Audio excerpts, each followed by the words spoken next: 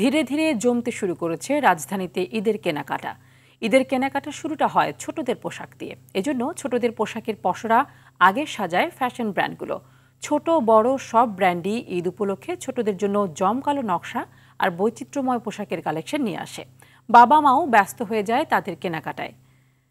রাজধানীর বিভিন্ন মার্কেট ঘুরে তানজিনা তাসনিম জানাচ্ছেন বিস্তারিত।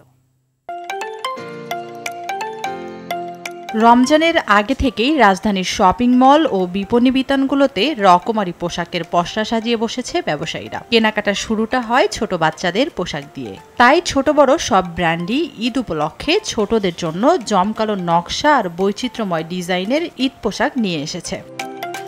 হাজারো ডিজাইন ও কালারের মাঝে নিজের পছন্দ অনুযায়ী পোশাক বেছে নিচ্ছে শিশুরা। চাহিদার সঙ্গে পছন্দ মতো বাচ্চাদের জন্য পাঞ্জাবি ও শার্ট কিনছেন অভিভাবকরা।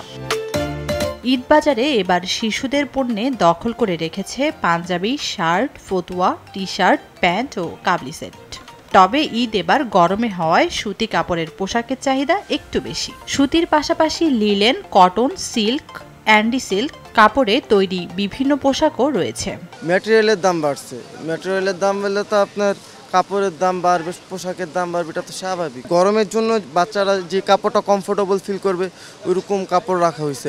বয়েলের মধ্যে কিছু আছে, তারপরে আপনার কোটি সিস্টেম আছে, গরমের মধ্যে কোটি চলতেছে ভালো।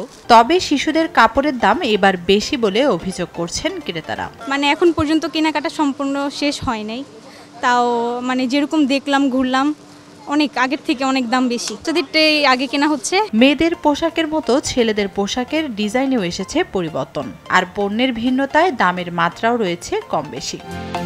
তানজিনা তাসনিম, RTV, ঢাকা।